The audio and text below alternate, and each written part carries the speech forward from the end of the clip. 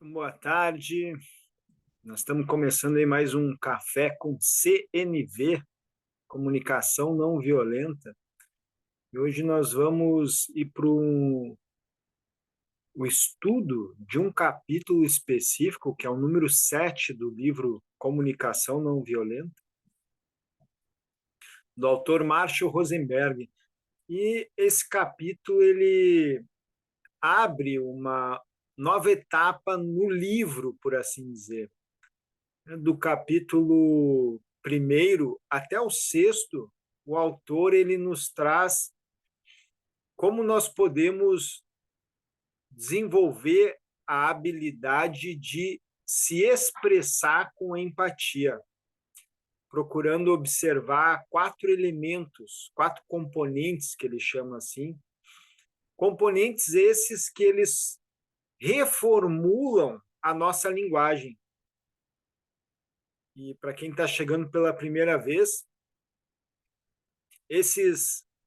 essa reformulação da linguagem, ela se dá no nível da percepção, primeiramente, onde nós começamos a desenvolver uma nova habilidade na percepção.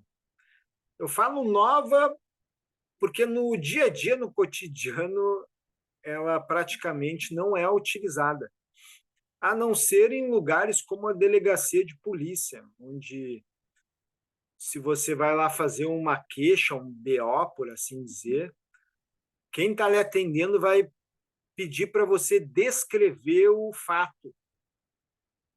Né? E não adianta a gente chegar lá com julgamentos, com interpretações que a todo tempo vão chamar a atenção. Ó, descreve o fato.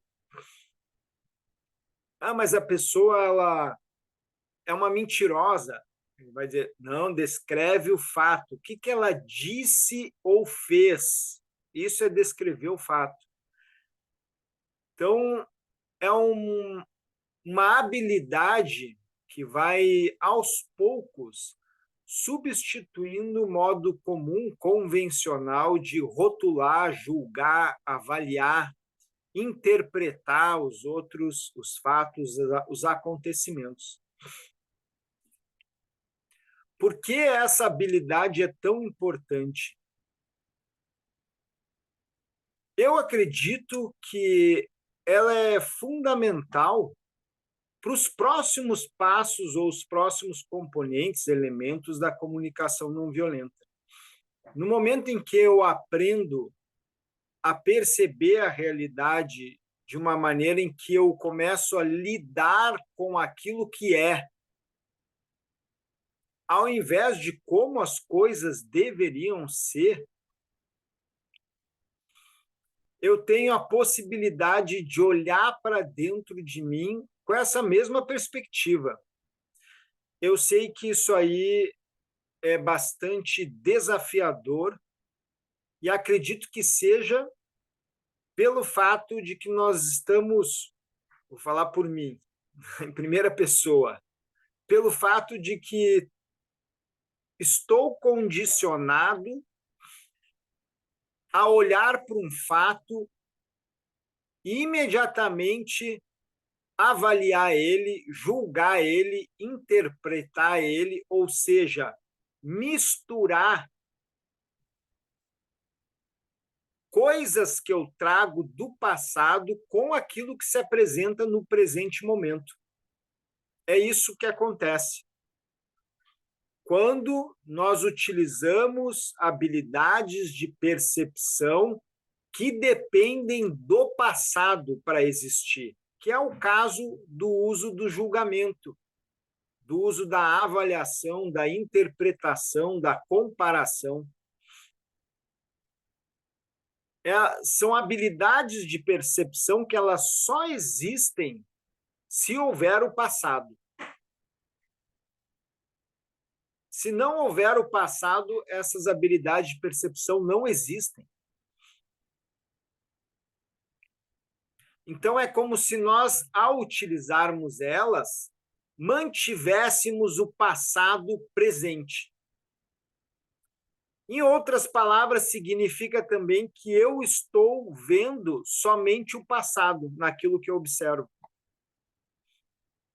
Então, é possível também imaginar o quão profunda seja essa nova habilidade de percepção que a comunicação não violenta vem desenvolver, que é a de você conseguir descrever um fato, sem misturar o passado nele, só descrever o fato.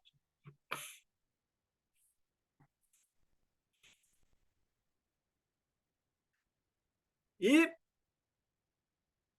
nessa descrição do fato, é possível também dizer que você estaria diante do desconhecido, diante do mistério, né? Como se todas as coisas elas fossem novas a cada dia. Ah, eu estou observando isso. Ah, mas o que é isso? Bom, o que é isso eu não sei, eu sei que eu estou observando isso. Né? Se eu responder o que é isso, eu vou trazer o passado para responder. É mais fácil, então, eu perguntar o que é isso. Né? Como eu acredito também que essa é uma forma de percepção que provavelmente Sócrates deva ter utilizado, o filósofo, né? Já que na maiêutica, que era a metodologia que ele utilizava na época, ele não dava resposta para as coisas, ele fazia perguntas. E isso eu penso que envolve essa capacidade de você não saber. É como se fosse uma espécie de humildade também, né? Eu não sei o significado de coisa alguma. Eu não sei para o que serve coisa alguma. Eu não compreendo coisa alguma. E aí, por isso, eu preciso perguntar o que é isso? Essa capacidade a gente também vê nas crianças até uma determinada faixa etária, né, que ainda são filósofas, elas se perguntam o significado da vida, o que são as coisas, elas não dão resposta, porque elas não sabem. Então é interessante a gente meditar ou refletir sobre essa habilidade que a comunicação não violenta vem aportar ao nosso conhecimento. O que eu ganho em desenvolver uma habilidade onde eu vou descrever as coisas, onde eu, para fazer isso, eu preciso limpar minhas associações do passado e poder dizer, eu não sei o significado de coisa alguma. Então, esse seria o primeiro elemento da comunicação não violenta. Vou trazer um exemplo aqui para talvez ficar mais terra, né? Uma pessoa chega para você e diz assim: ah, você estava se defendendo na nossa conversa. A pessoa está descrevendo o fato ao lhe falar dessa forma ou não? O que você acha? A pessoa chega para você e diz assim: ah, você estava se defendendo na conversa. Ela está descrevendo o fato.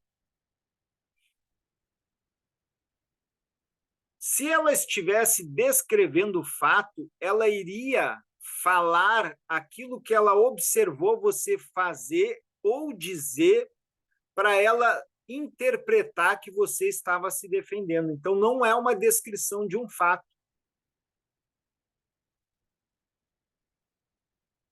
Uma descrição de um fato poderia ser assim: quando eu observei você ficar em silêncio, quando lhe foi perguntado algo, aí ela descreveu: eu observei você ficar em silêncio. É isso. Isso é descrição de um fato. Quando lhe perguntaram algo, eu observei que você ficou em silêncio. Então, não tem ninguém se defendendo. O, o, a expressão de você ter se defendido não é verdadeira, é uma interpretação. O que aconteceu, de fato, foi a pessoa ter ficado em silêncio. Mesma coisa se vem para você e falam também assim: ah, você foi muito rígido ou rígida. Tá, mas qual é o fato? Descreve o fato.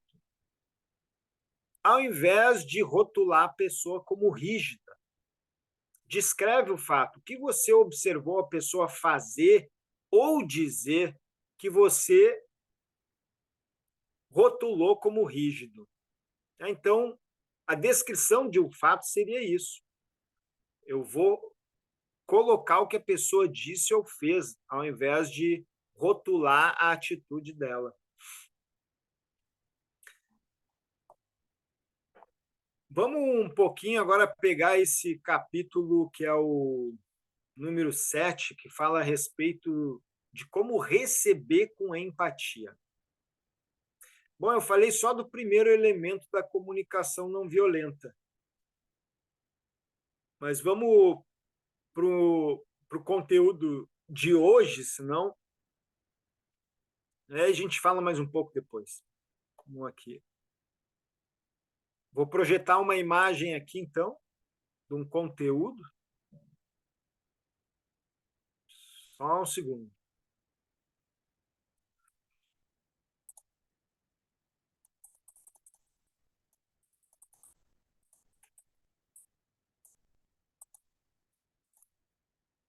E depois da expressão ou da descrição daquilo que você observou, aí vem você poder falar sobre como se sente diante daquilo que observou. Esse é o segundo elemento da comunicação não violenta. Eu conseguir falar de como eu me sinto. E aqui também tem um aprendizado bem grande, porque também não é nada comum para mim, nem eu acho que para qualquer um, falar como está se sentindo. E principalmente escutar os sentimentos da outra pessoa, mas falar como está se sentindo já é um baita desafio. Então vamos lá, vamos aqui para o vídeo. Aqui.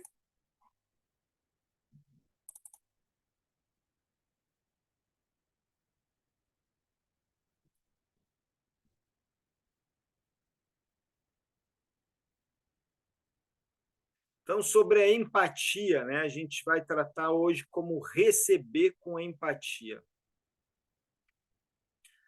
Aqui nós temos uma citação do Carl Rogers, onde ele diz o seguinte: uma das coisas mais importantes é ajudar as pessoas a ficarem confortáveis com seus próprios sentimentos e se aceitarem como são.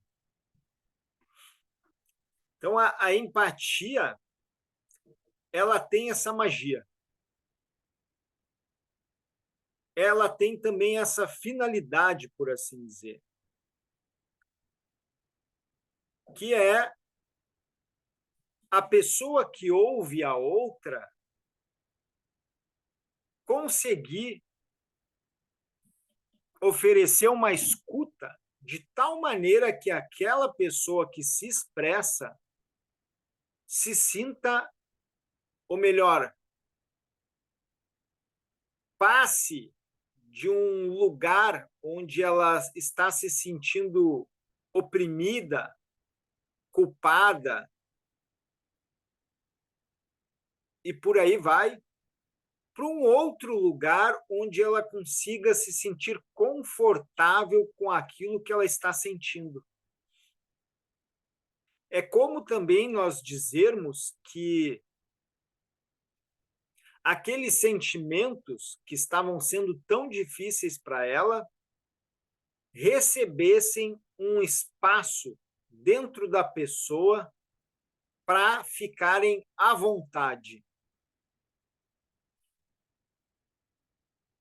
É como se também nós conseguíssemos criar dentro de nós um espaço para tudo aquilo que nos assombra, né? Todos aqueles sentimentos desconfortantes que, na maior parte das vezes, são a causa dos problemas na nossa vida, eles recebessem um lugar dentro de nós, e um lugar que fosse confortável. Eles podem existir ali, e ali eles são bem-vindos do jeito que eles são. O que acontece, na maior parte dos casos, é que quando emergem de dentro de nós sentimentos que nos causam dor, o que eles recebem da nossa parte é reprovação, julgamento, repressão. E aí a tendência deles com isso é se fortalecer. É eles se tornarem mais fortes dentro de nós. A tal ponto que eles podem se tornar um monstro horripilante. Justamente porque eles estão recebendo ódio de nós mesmos. Então, a empatia ela tem um efeito que a gente pode dizer medicinal, terapêutico, onde a pessoa que escuta a outra funciona como uma espécie de companhia que a aceita exatamente do jeito que ela é. E a pessoa, ao receber aceitação de outra pessoa e compreensão, ela pega essa própria energia e consegue usar consigo mesma. E aí nós temos esse efeito, onde aquilo que antes nos afligia passa a receber um lugar dentro de nós para poder existir. O próprio conceito da pessoa sobre si mesma muda a tal ponto dela poder dizer para consigo: eu sou quem eu sou. E eu sou bom ou boa do jeito que eu sou.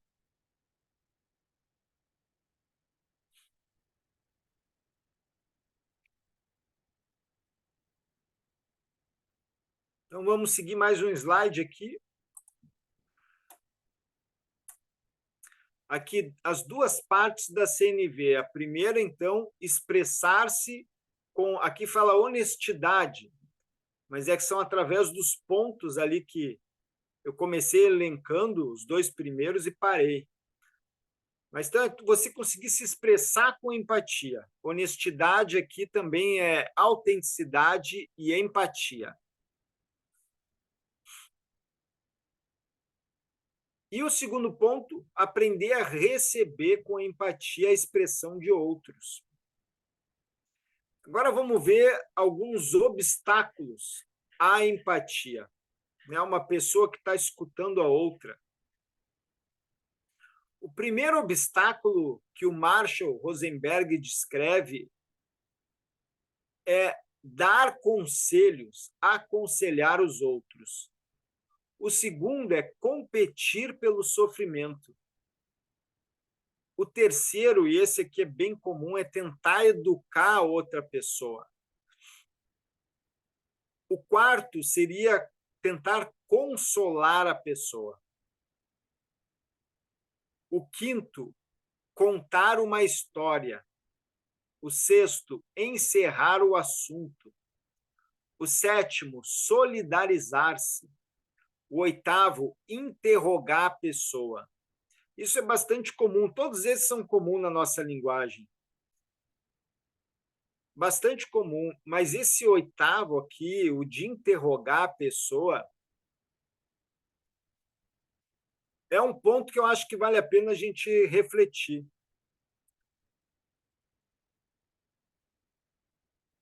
E é bastante comum a utilização de perguntas, né? A pessoa fala uma coisa e você pergunta para tentar saber mais. E agora eu pergunto, qual é a motivação que nos leva a perguntar algo para a pessoa? Pode ser a motivação de querer compreender a pessoa, ou querer que ela desenvolva mais o assunto. Aí a minha pergunta próxima é essa: e será que eu não posso já compreender ela ao invés de fazer pergunta? Ao invés de fazer pergunta, eu já não posso compreender ela naquilo que ela disse? Então, o exercício de empatia é esse: é conseguir compreender a pessoa naquilo que ela trouxe, mesmo que seja uma única palavra. Bom, e se a pessoa ficar em silêncio, aí a gente pode dizer que o silêncio é a terceira pessoa da conversa.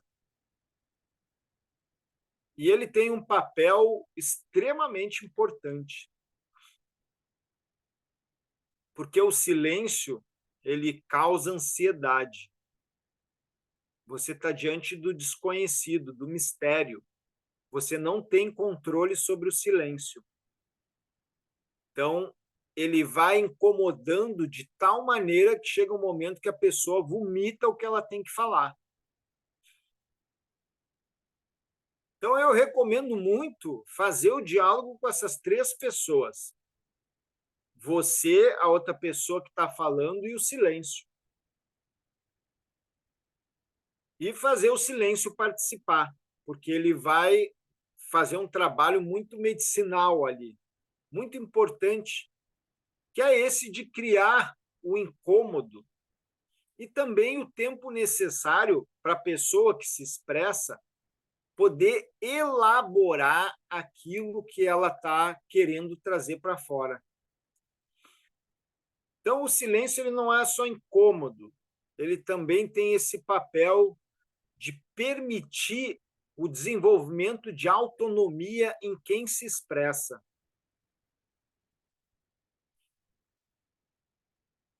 Às vezes, a pessoa precisa um tempo para pensar e trazer algo para fora. Aí o silêncio, então, dá esse espaço para isso, para a pessoa elaborar. Há casos em que pessoas podem chegar para você e pedir conselho também. Né? Pode chegar uma pessoa para você e pedir um conselho. Eu nunca dou conselho, é raro dar conselho. E não gosto de receber conselho também, a menos que eu peça. Mas eu não gosto de dar conselho. Então, se uma pessoa chega para nós pedindo um conselho, acho que é interessante devolver para ela uma outra pergunta. Por exemplo, você já pensou algo sobre isso que você está me perguntando, me pedindo? Ou, se não pensou ainda, você pode imaginar algo sobre isso que você está me perguntando? Né? Faz a pessoa trabalhar um pouco dentro de si com relação àquilo que ela quer descobrir, aquilo que ela está pedindo conselho. Faz ela trabalhar um pouco. A coisa mais importante para quem está escutando uma outra pessoa é saber que ali você está ajudando a outra a desenvolver a autonomia. É para isso que é o papel de quem escuta. É para o outro se desenvolver. Então, quando alguém vem me pedir conselho, eu lanço uma pergunta. Você já pensou sobre isso que você está me perguntando? Se não pensou ainda, você pode imaginar agora algo com relação a isso? Aí a pessoa começa a pensar.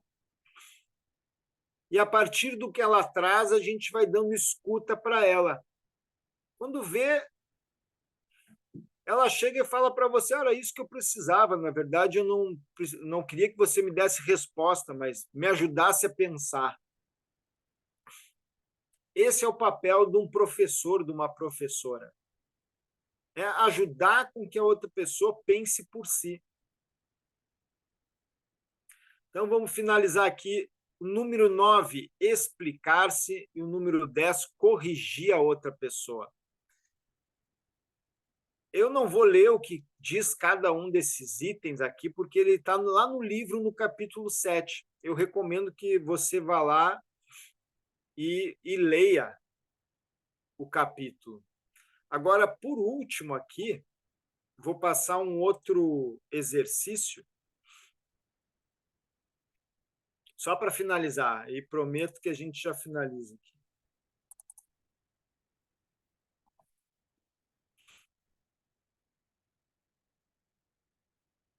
Um exercício para ver se a gente sabe como receber com empatia.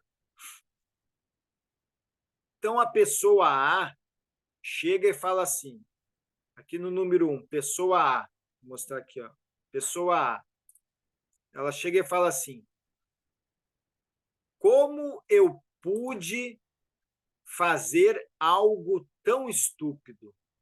Chega e fala para você isso.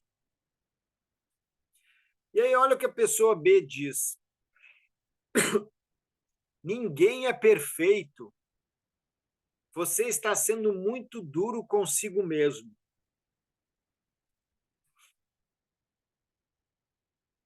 Aí eu lhe pergunto, então, a pessoa B usou empatia com a pessoa A? A resposta é não.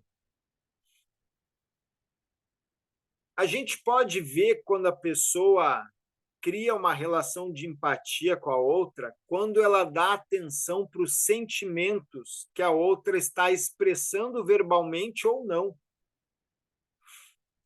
No caso aqui, a pessoa não chega a dizer, eu estou me sentindo assim. Ela diz assim, como eu pude fazer algo tão estúpido?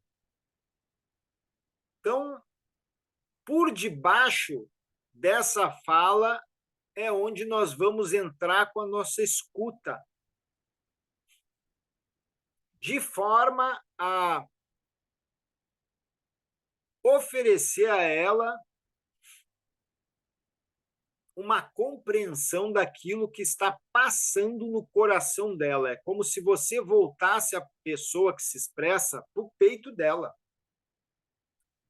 Então, se a pessoa chega e fala, como eu pude fazer algo tão estúpido? O sentimento ali pode ser, bom, a pessoa está decepcionada com uma ação que ela fez. E aí a gente pode dar uma escuta para isso.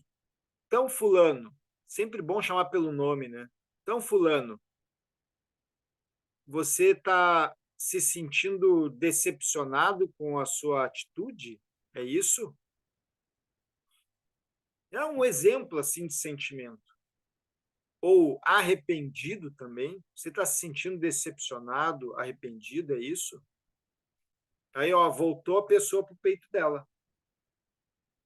Aí ela vai olhar para o peito.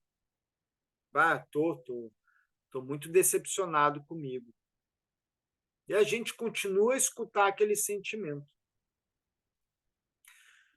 Buenas, vamos ficar por aqui então. Aí chegamos ao final aí do nosso café com CNV de hoje e ficamos aí com algumas reflexões, né, sobre empatia, sobre algumas habilidades da comunicação não violenta. Então tá bom. Até breve.